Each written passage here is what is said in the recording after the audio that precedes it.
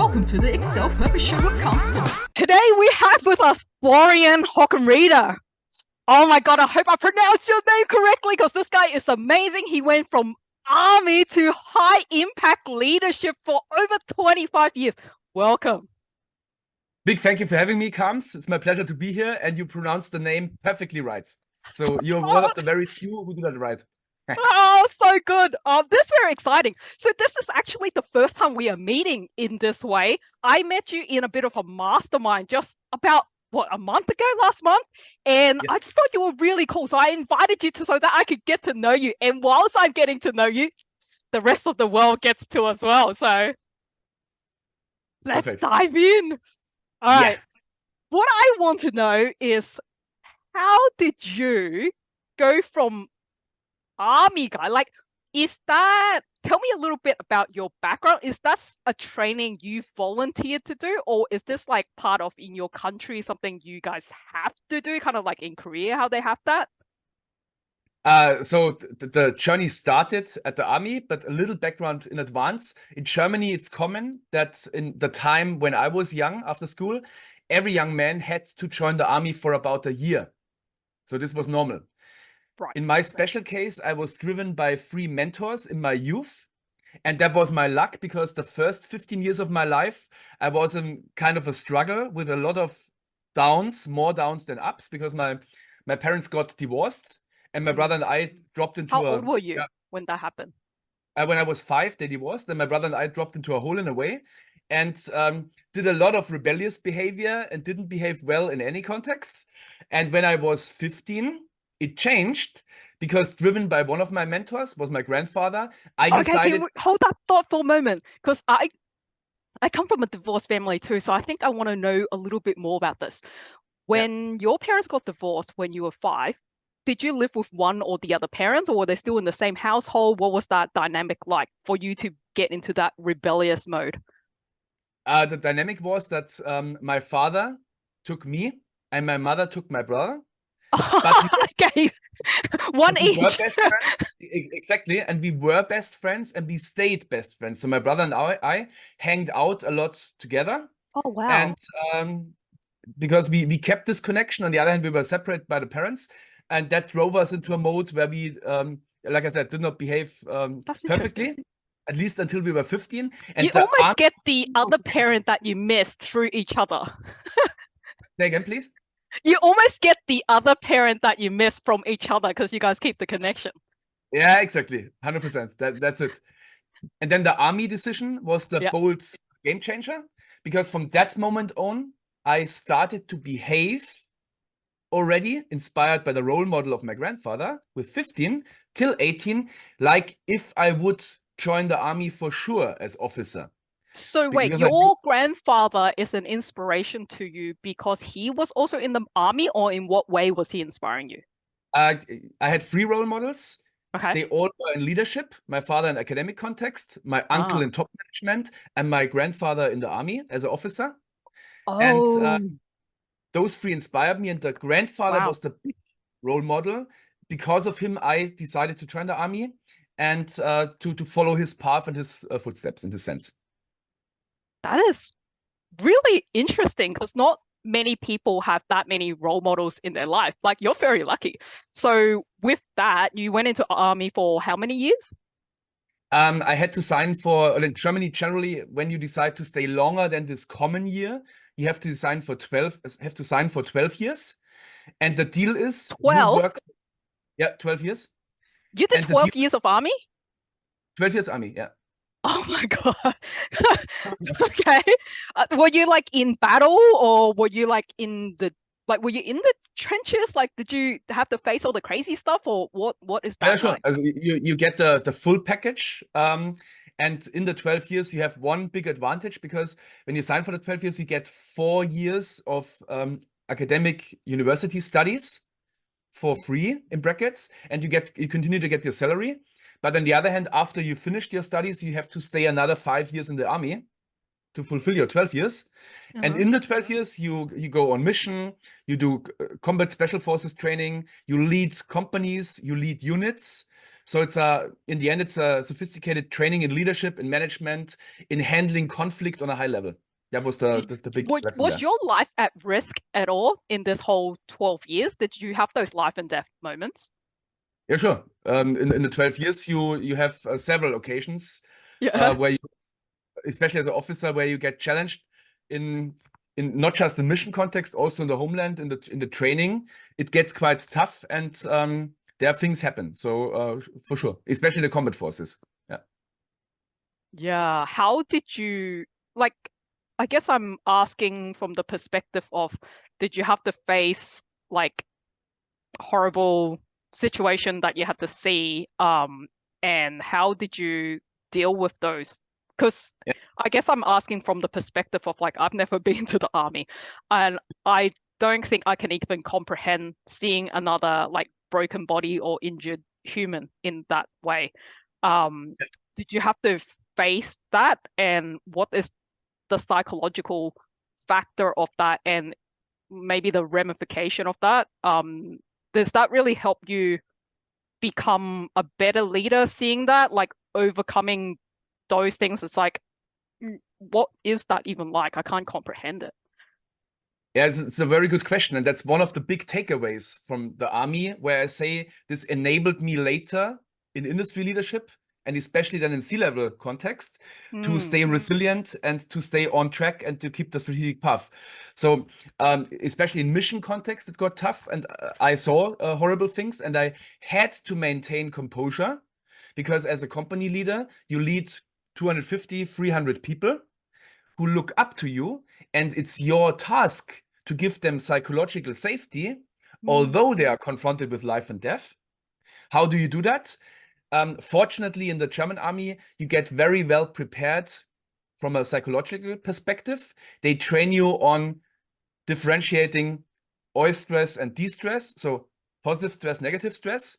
They teach you coping mechanisms, how you can use your breathing mode, how you can use NLP, and how Can you you give can. me an example of that? Just so I don't think people would even know what that means.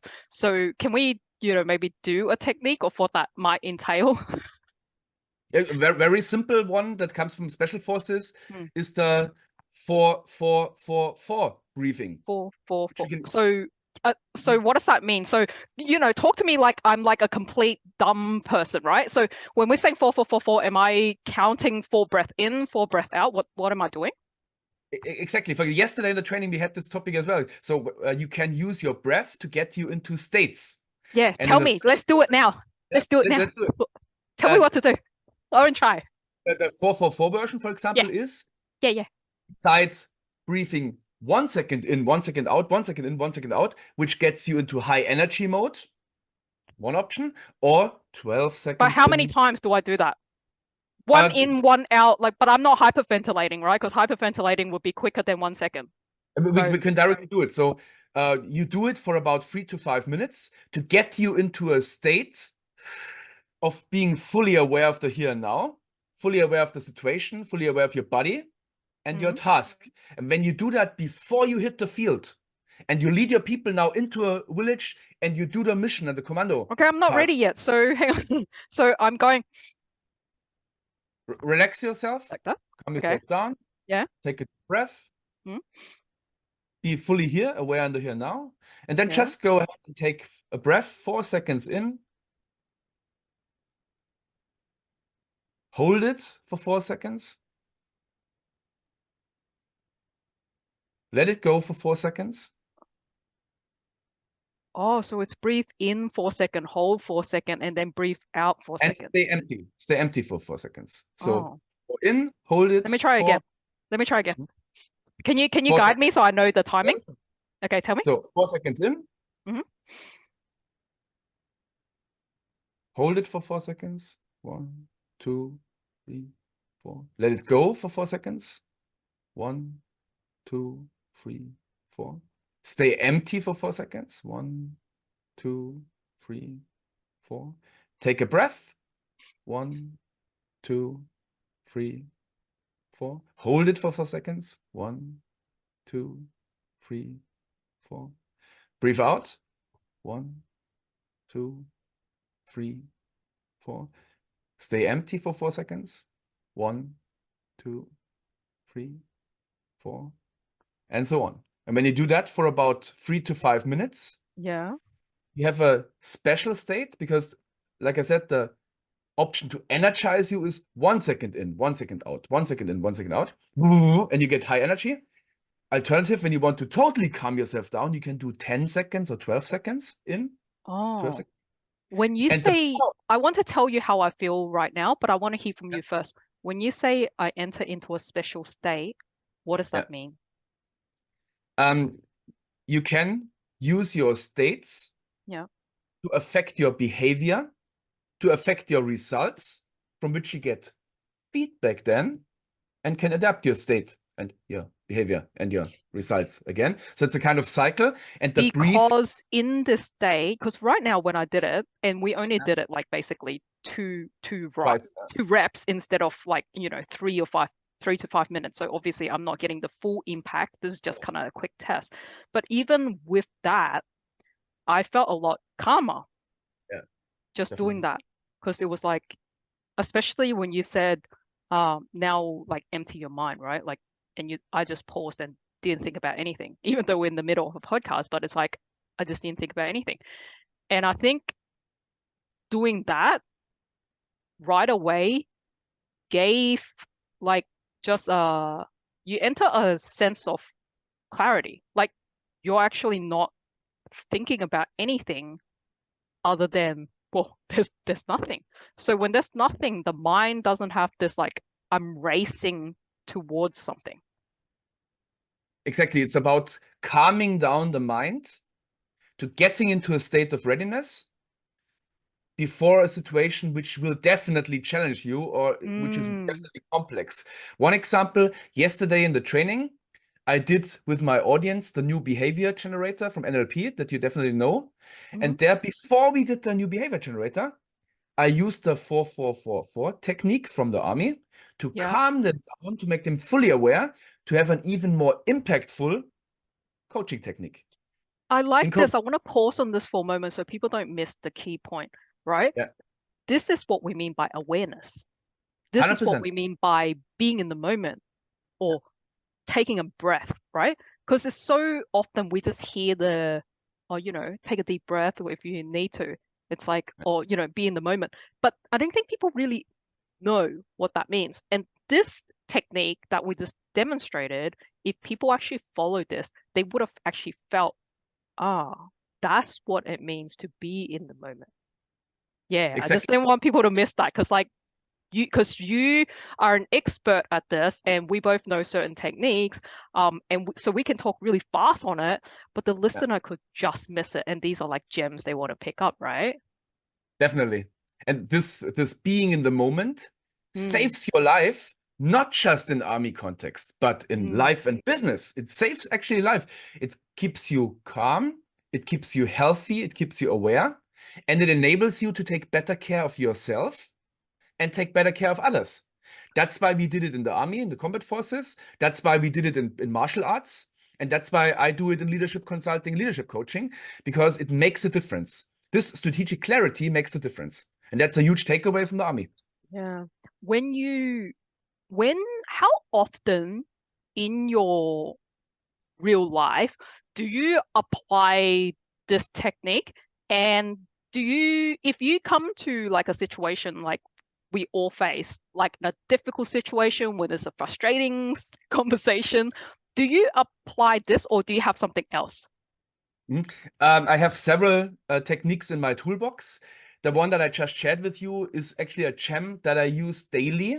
I do 2 things daily. In the morning. What's the other one? In the morning, with my morning routine, I do the breath work because it's so superb to get you into the breath work you do in your morning routine? Depending on the context, but regularly in 80% of the cases, it's the 4-4-4-4. Yeah. In case For how long? For not long. For about 3 to 5 minutes is the regular routine.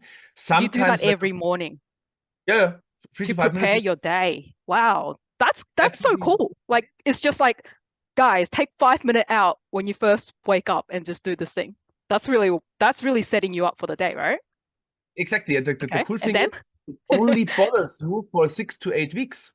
Because after 6 to 8 weeks, when you do it daily, it's Oh, there. It's conscious it's a competence. habit. You cannot not do it. You know, it's there. And you wake up, boom, and then you not just jump out of the bed, boom, and get started, but you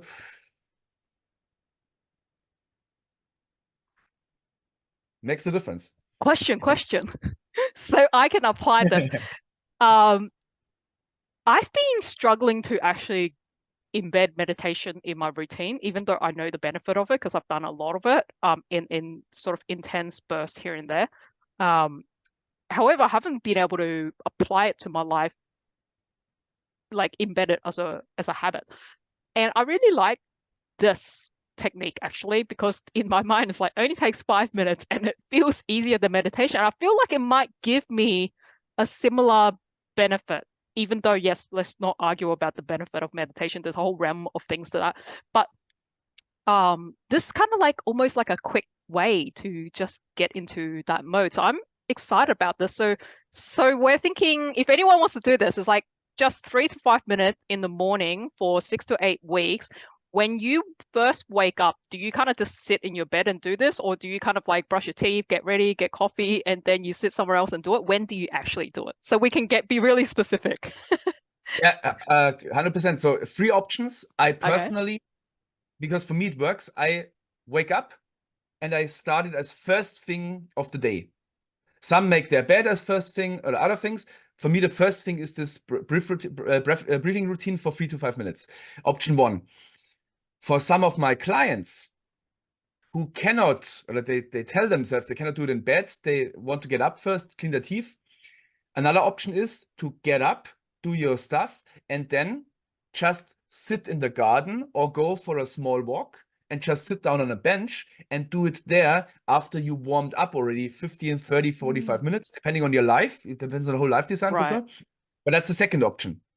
And the third option is that you have a specific spot in your apartment or in your house.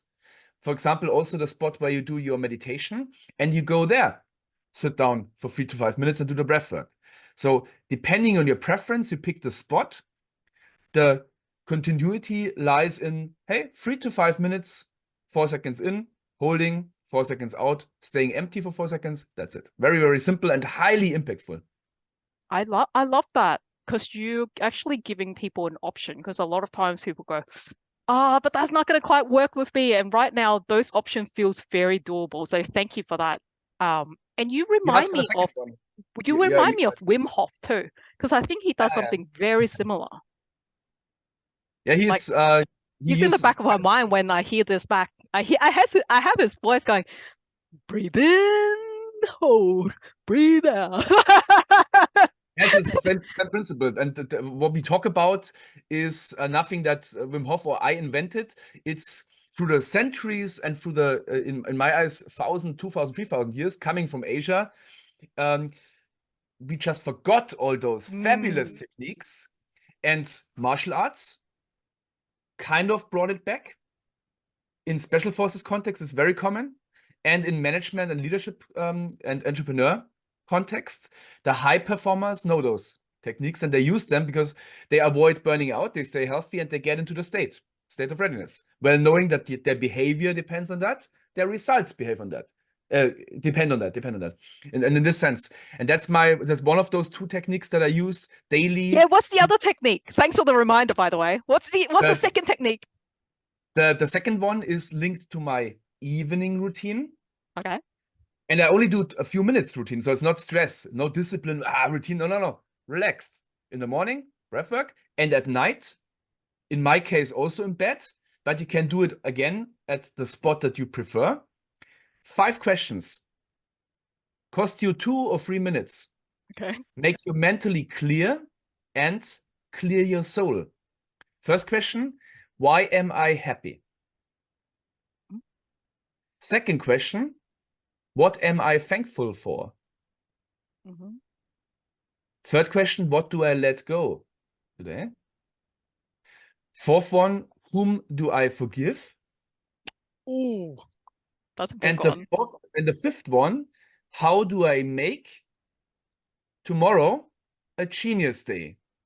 A genius day? In brackets, well, knowing that genius means you tap into your creator mode. You are not a creature. You are not a creature. You are a creator. So you make your days genius days and get into creator Wait, mode. what's the last question? How do I make tomorrow a genius day? Exactly, yeah. Oh, I really love that because you're going to sleep with the intention of actually tapping into your unconscious mind so that you could wake up with that. That's genius, man. I'm gonna do this. I hope everyone else listening is going to do this. I can actually feel and know asking those 5 questions of how impactful that would be. Like that 100%. would actually change your life. It changes the life, and it's so you cleanse your soul, you refresh your mind, and you tap into your intuition overnight.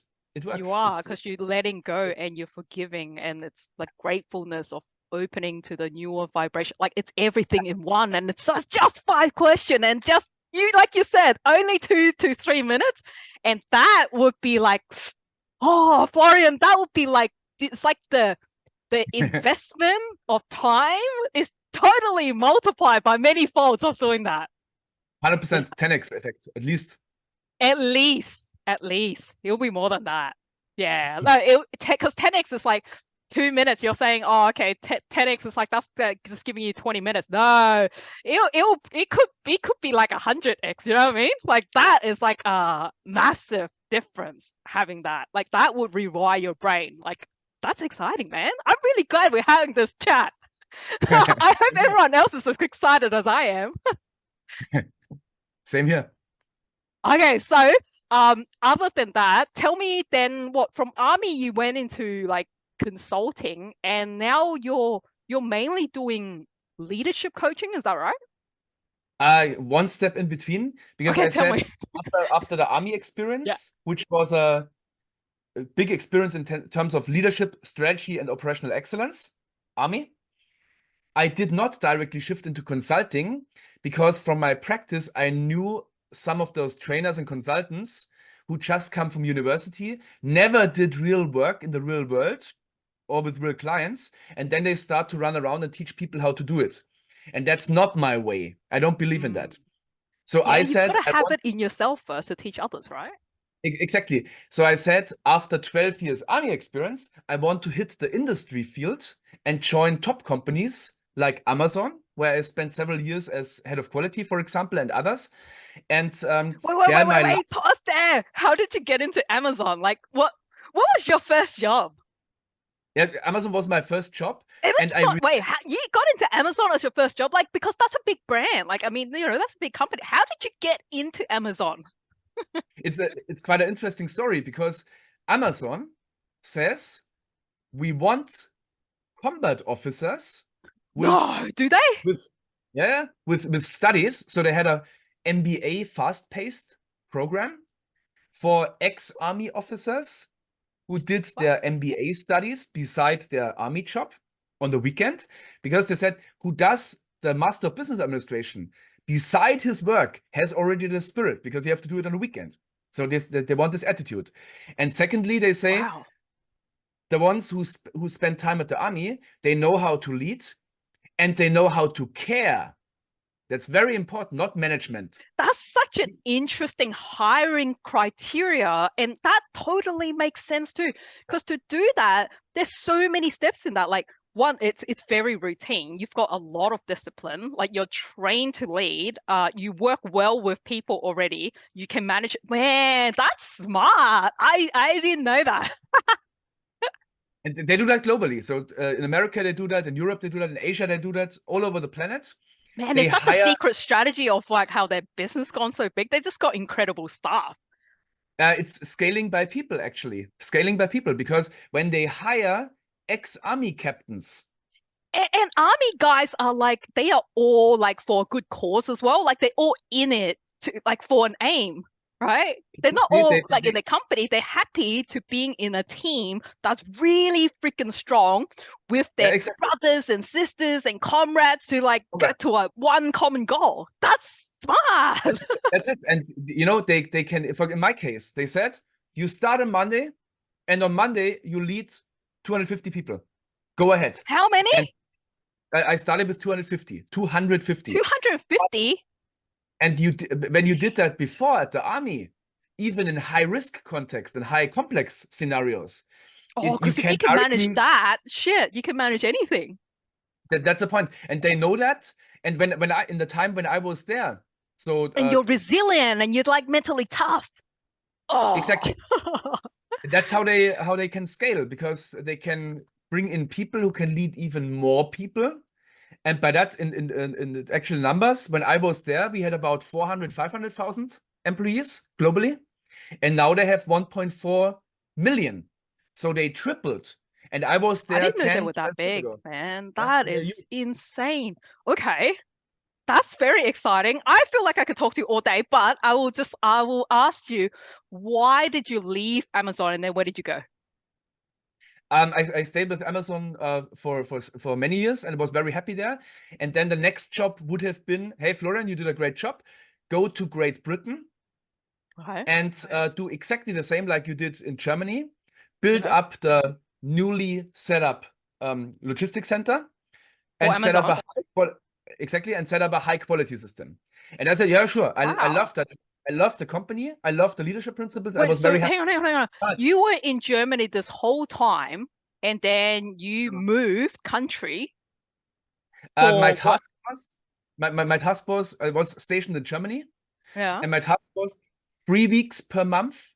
I was responsible for the in-house quality and the external quality for the biggest fulfillment center in southern Germany, serving Yeah. Switzerland, serving Austria, serving South Germany.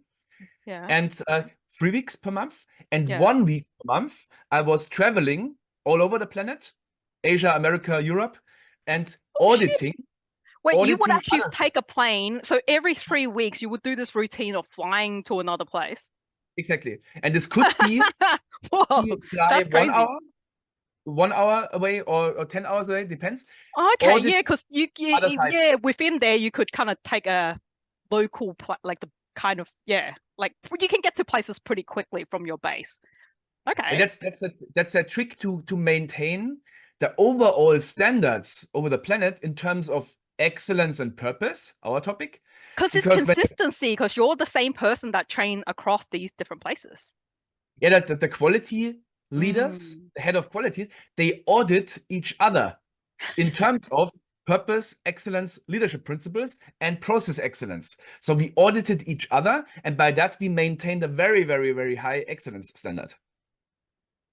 And Okay, that was so wait, you run your, if I fast forward a little bit, and feel free to tell me something in between if it's important, but you run your own company right now, yeah? right now I run my own company, and in How those did days, you jump from, running, being the head or leader or working for someone else to that leap? How did you take that leap? Was it an easy thing? Was it like, how did you do that? What happened? um, so I would potentially still be in Amazon. So I have to just wrap up the story that you know. Go ahead. Yes, then they transitioned me to England, and it took me several nights, cost me 2 or 3 nights of sleep because I loved it there. But my girlfriend in those days, and now Oh, it's always for a mother of girl. my son, she was living in Kassel, 500 Okay. kilometers away, and we Yeah. had a weekend relation in Amazon times. And then I Right. would have to say, my Mm. darling, up to now we saw each other at least every week. Yeah. Now, for career reasons, Hmm. we only see once per month, Oh, that's hard. maybe That's even tough. less. And then Yeah. I had to make a decision. Do I follow my beloved business career? Mm. Or do I say, hey, no, I'm in my early 30s. I love her. I want to marry her. I want kids from her. So I stay here and I look for a great opportunity in Munich and build my own company aside, which I did, Mm. Hmm. and look for a leadership job on the other hand, that I can make the combination of I have a high rate. Curiosity. Are you still with the girl? Yeah, and we became we got a son 6 months ago. So Oh, does that really happen? Like, oh, I'm yeah, so really the happy plan, to hear that. That's such an the awesome vision worked decision out. of like, you Yeah, made the right choice, right? absolutely, absolutely. And that answers your other question, because in those days when I left Yeah. Amazon, I founded my own company and said, Yeah. now for the next few years, I do the approach that I have a high rank leadership position, which I can easily run with intelligent laziness. Intelligent laziness. Did you say intelligent laziness? Exactly, because that's an interesting term. Explain. I even my book that comes out in August is about intelligent laziness, because that's the trick. When you know how companies like the Army Special Forces, like Amazon, do it, you can, with intelligent laziness, survive and strive in an excellent level, on an excellent level in any other context. And my approach is to have these high rank leadership positions while having my own company, because then I can serve my clients even better when I say, hey, last so week we wait, did do you have your own company and you still in a job? not anymore. Oh, not anymore. But at the time, that was the intelligent laziness. Is in my 30s. In my 30s, I did it like this because I said, okay, I have a 12 years Army experience, 4 years, 5 years Amazon experience. So I still want to get even more industry experience, plus walk the talk, because when I coach CEOs and entrepreneurs, I want to say, hey, I am a C-level and I am an entrepreneur. Wait. I love this thing. Wait, I need to ask you a question. Sorry for interrupting. But a lot of people have this thing, right? Like they want to start their own thing and they keep thinking that if they start their own thing, it's going to clash with their current work because they don't know how their employer will see that. And I keep saying to them, and I don't think they're convinced. So I think maybe you're the one that's going to convince them, right?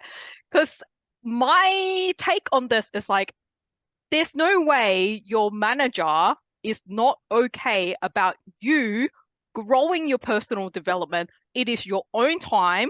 You're doing it on your weekend, like with your own money and whatever you need to do. Well, if you're making some money out of that, great for you, right? Like everything you're doing here on the side is actually valuable to your company because you're becoming a better leader, a better team leader. And you're not even asking your boss to pay for training. Like you are getting real life training to help someone that is useful. So my mind cannot, like, I keep trying to convince people this thing and they can't see it. So tell them. Actually, how? In the beginning, you mentioned fearlessness and relentless approach. And that's the trick. And many of my clients, they are in an employed mode and they want to build their own thing. And very often the outcome of the coaching is, how can you combine it in a clever way that you still maintain your employed job, intelligent laziness, while expanding and training your entrepreneur muscle and building your own thing. And it works. It's just up here. You and I, as NLP people, we know that it's just up here, but our coaching clients, we have to enable them that they get into the mindset, plus get the skill set and the tool set to be able to combine both.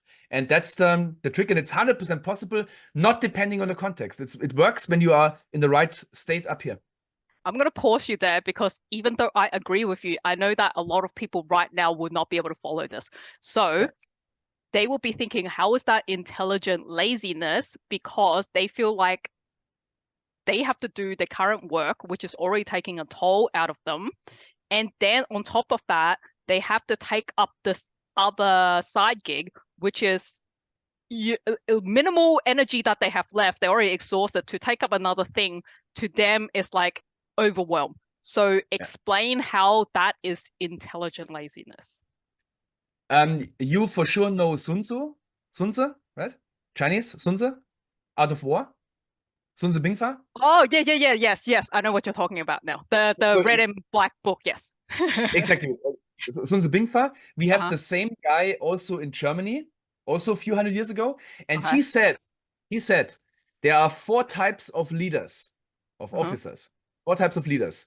First, those who are lazy and stupid. They will always be in mediocrity mode. Yeah. Then we have those who are ambitious and stupid. They can rise to middle management and be kind of impactful, but not too much. They are average to good. Then we have the ambitious ones and intelligent ones. And they will raise to the rank where they reach the level of their own incompetence. Peter principle. Yeah, They that will makes raise sense. to a Yeah. specific level, and Yeah. then it's game over.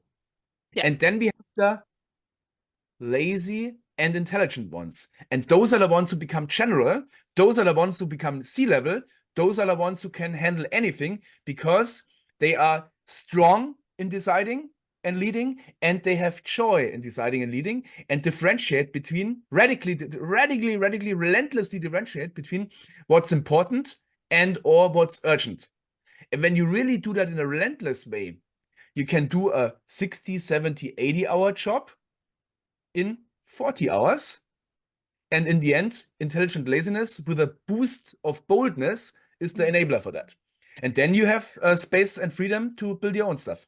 That makes sense. So for everyone else, they may not catch why that is laziness. So let's deep dive on that. It's laziness not in the sense that we're not doing anything. It's laziness in the sense that we are very efficient to focusing on the task that matters and not get sidetracked into a lot of mundane things that makes you feel busy, but you're actually not getting the essential work that deserve your focus. Yes? Exactly. I can quote one sentence from the book on that. Okay. Because many managers, leaders, and entrepreneurs, they go for, I want to be effective and efficient. I want to do the right things in the right way. Yep. Okay, nice. That's good for being ambitious and intelligent. For being lazy and intelligent, you have to add one more secret ingredient. Yeah, what's that? That's elegance. Ooh. Because when you look up in the dictionary, elegance means you strive for an ideal state where you cannot leave anything out anymore. And that's intelligent laziness, that you leave out all the bullshit and don't invest any energy in that. So you are effective, efficient, and elegant means you do the right things in the right ways, and you leave all the waste, all the negative people, all the distractors, all the things that are on your plate, but it's just firework. It's urgent, but it's not important. You leave that out, and you dare to do that. You're bold enough to do that. You're relentless enough to do that. And that's that is intelligent. so good. Yeah, you know, that's how when you say elegance, like, who do you think of? When you say elegance, I think of Roger Federer. Like the way he plays tennis, it's so elegant the way he plays, and he does it like it looks effortless. And it's like, we know behind the scene he must have trained a lot to get there, but I'm guessing, not that I know him personally, I'm guessing that he does, yeah, like you said, he's going to cut out all the bullshit. He's not going to care about anyone else that criticizes him or maybe another player is better than him. He's just focused on his own thing and practicing his craft to get that elegance, right? Exactly. He's a superb example because he obviously strived for an ideal state where he cannot leave anything out anymore. And based on that, he's the champion. Ooh, I like that. Thank you. That's really useful. All right. So, what's the next learning piece that you have to throw at us in order for us to become better leaders, for the people that are striving towards wanting to get towards that intelligent laziness? If they are wanting to get to that, they're wanting to lead, they're wanting to be a coach, and they're currently stuck in their mediocrity job, what's the first step? Actually, I believe in a 6-step process. Oh, I like that. 6-step is even better than 1. Let's hear it. A 6-step process, because I'm a simple, structured combat officer. I cannot digest complex things. So very simple 6 steps. Best things are simple. Yes. Exactly. Simplicity is excellence. So 6 steps, memorable with the 6 C. First, you need clarity. C, clarity. Clarity about yourself, clarity about your intention, clarity about your resources. Clarity. Second one is consequence. Now get into action mode. Plan, do, check, and adapt. Plan, do, check, adapt. Plan, do, check, adapt. Be consequent. Wait. This is consequence in terms of the consequence of doing something, of the result you're going to get, as well as the consequence of not taking that action, right? Exactly. Getting shit done. Yeah. So consequence. Getting shit done. Yeah. What's the third one? Third one is concentration. You will burn out when you're just consequent. So you have to bundle your forces. You have to concentrate on the vital few needle movers. What's really important and or urgent, and then be elegant in the process. That's the concentration part. Concentration, so concentration, you're saying the lever. So where the bit that I don't want people to miss is like when you're saying the lever, you're saying picture when you're like using like the wrench or whatever. It's like that's a lever. When you're using your hand to turn something, that's a hard move. When you taking lever, it's like you are using minimal effort, but you're able to turn something that is really tight. So it's focusing on the task that's going to give you the greatest result of the goal that you want to achieve. Yes?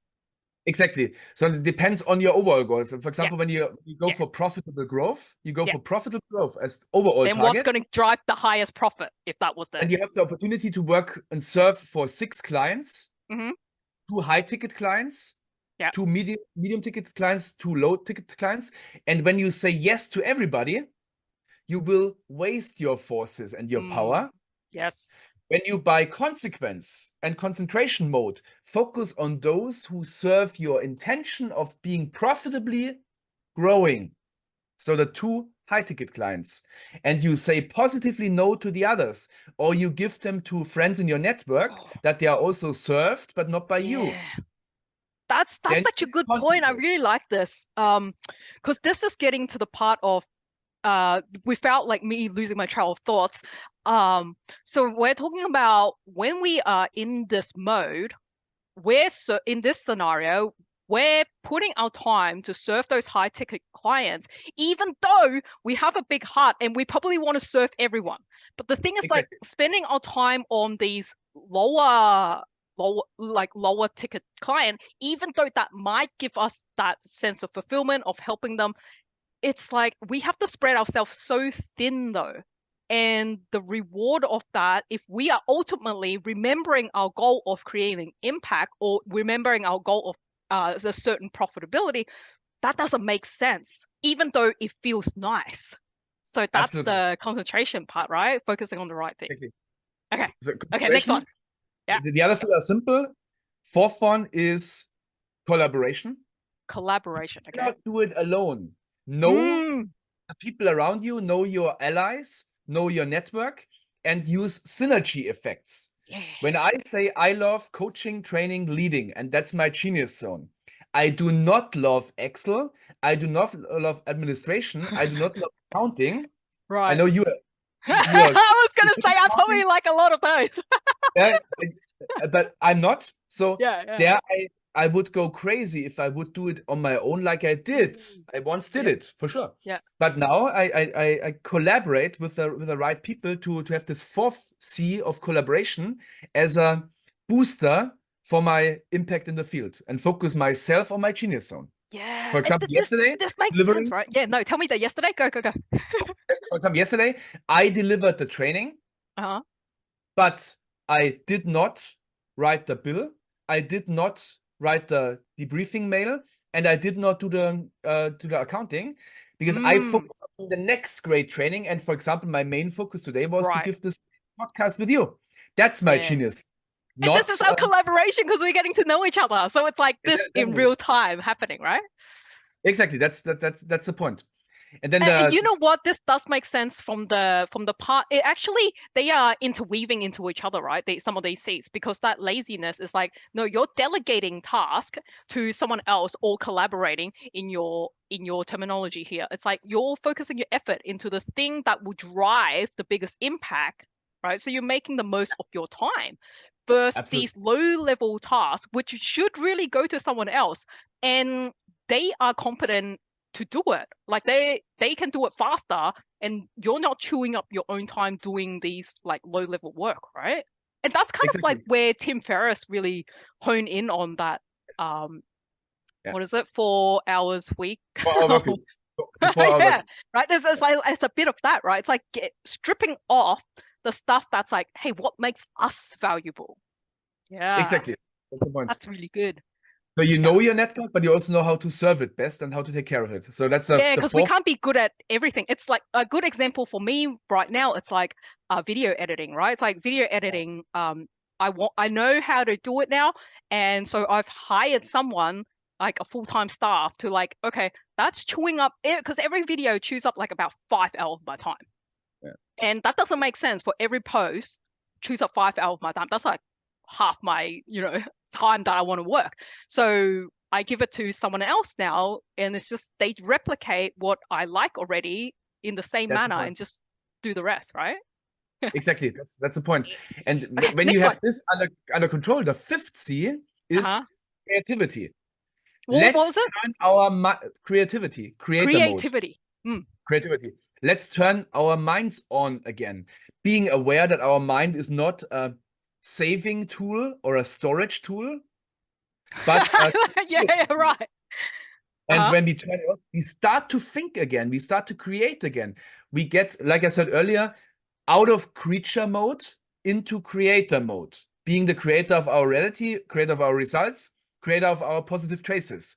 And there, things like design thinking, things like NLP come into play, that people start to turn their brain on again.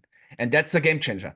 I love this. I love what you said just in a moment ago. You said when you get that creative moment, it's not for you to store in your head. It's like Yeah. it's when you get the idea in your head, you are executing, you are getting creative or making that idea become real in time, right? Like as soon as Yeah. possible.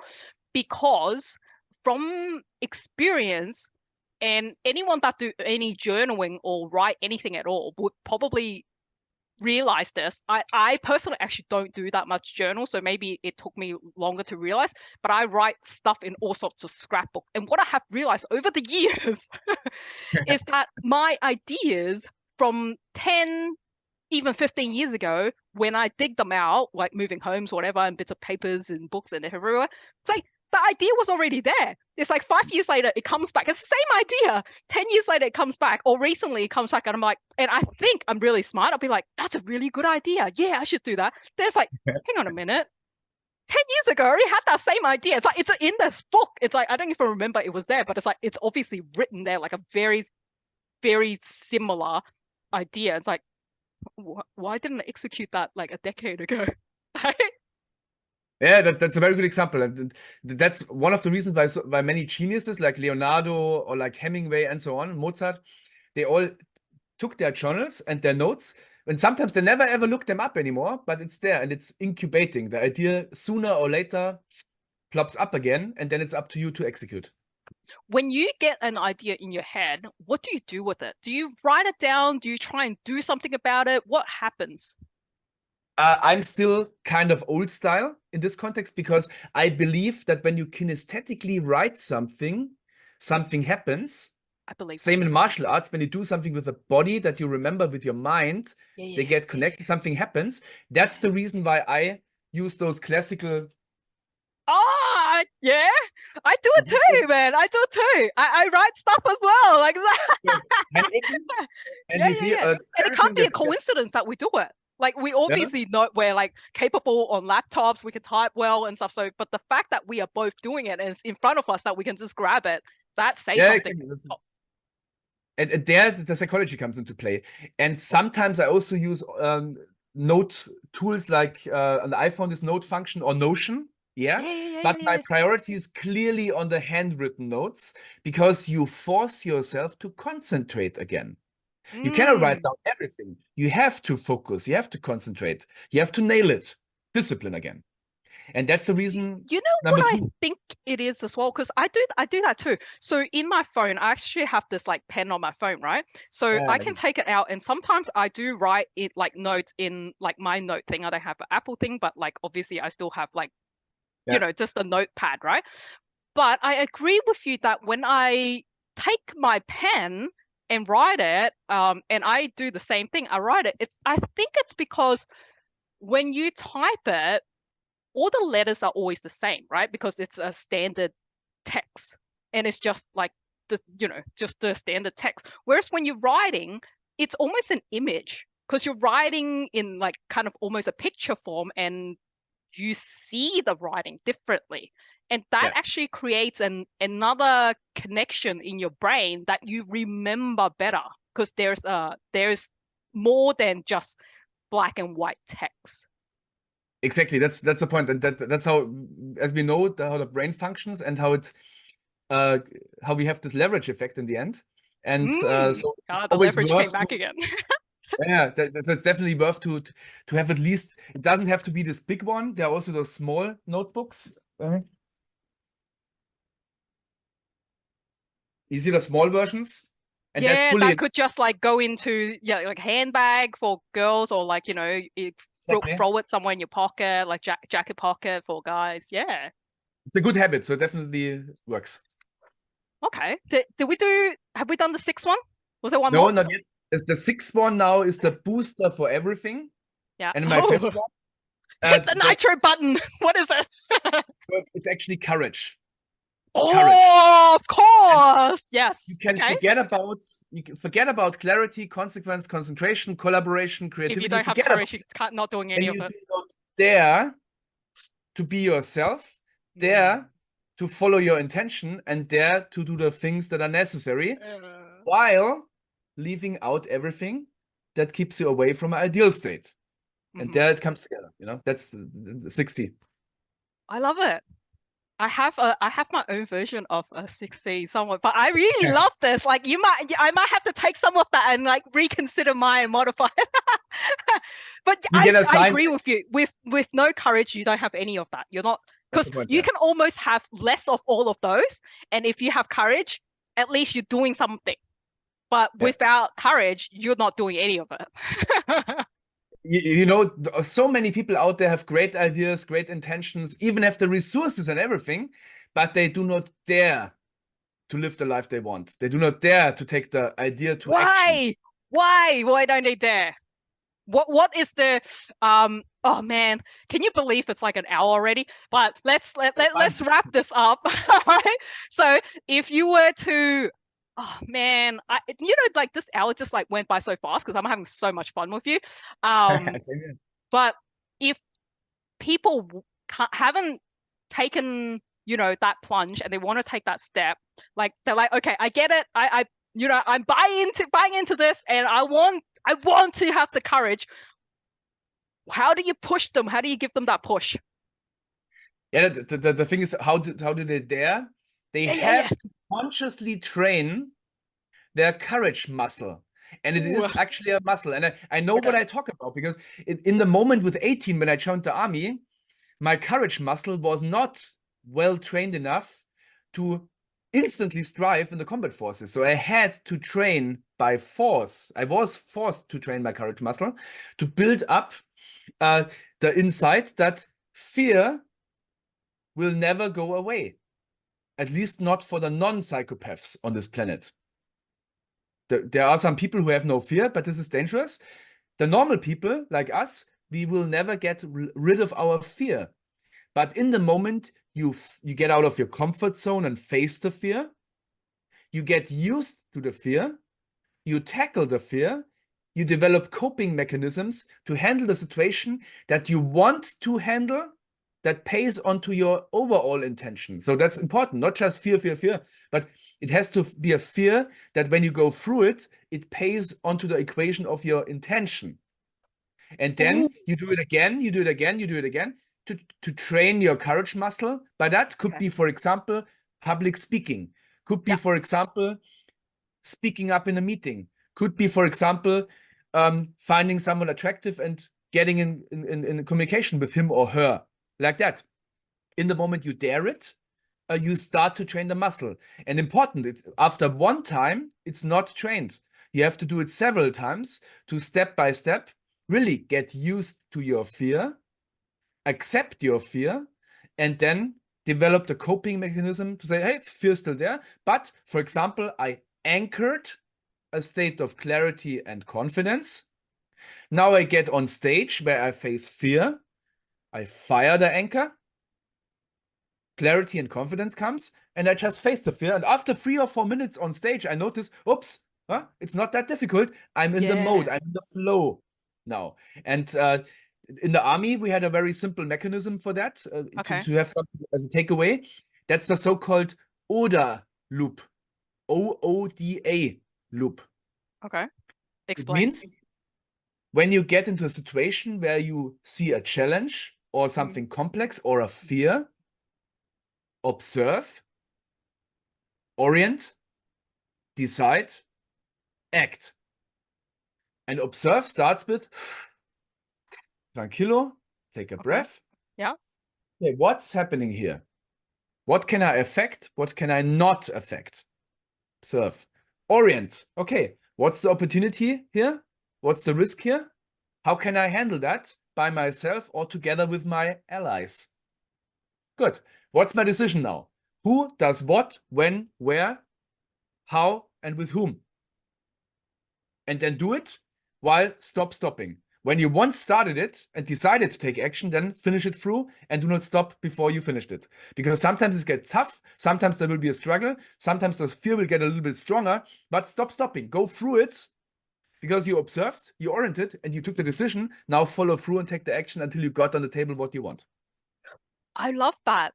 So every time I hear a new piece of information, I always, in my mind, does this thing where I'm like, does it make sense? Can I connect it to something? And do I have an example or an experience that makes sense, right? So when you were explaining that, what I have in my mind as an example is I'm trained as a first aider for many years. And this is exactly that. So we did a first aider, let's say a test.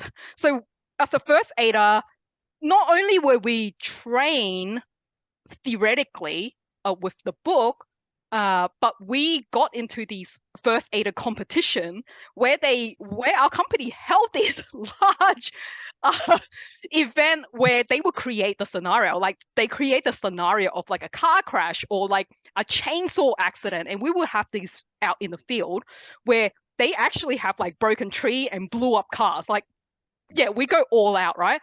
And there will be like people that are like with the special effect and they're like blood squirting out, like amputated arm, like, oh, help me, right? Like we do, like, yeah, it's pretty crazy, right? So we have an annual competition like that. And as a first aider, we would go through these rounds where we are the leader. Like, every time you swap people and then you become the leader. So as I walk into the scenario, fear kicks in, right? That adrenaline kicks in when the bell goes bing and they lift up the scenario. It's like, that is scary because I don't know what I'm faced with. And so when I walk into this situation and it feels surreal, like you see all the blood squirting and like guts coming out, they're like sausages, but they like look really real, right? And like ripped up clothes. And then it's like, I walked in here, I was like, okay, then what you said was like, observe, right? So it's like, we actually get taught, pause for a moment, observe, what is the situation? Is there electric pole? Is there like another car coming through? Is there danger that we need to watch out for so you don't step in and cause even more problem, right? Yeah. So observe, okay, is it, then we yell out clear, right, to the team, like you've observed for a moment. Then you go in, what was the next one after the next O? What's the second O? Observe, orient. Yeah, orient. So I'm orienting myself on going, hey, is everybody okay? Is everybody breathing? So now I'm assessing the situation of like, how many casualties are there? What has actually happened? Get the facts. And then so that's that part, right? I'm orienting myself for, okay, this is the scenario I'm faced with. Then what's the next one? Decision, Decide. right? Decide. Yeah. So then I'm decide. And also, then your next bit was action, right? So I'm deciding what should we do here.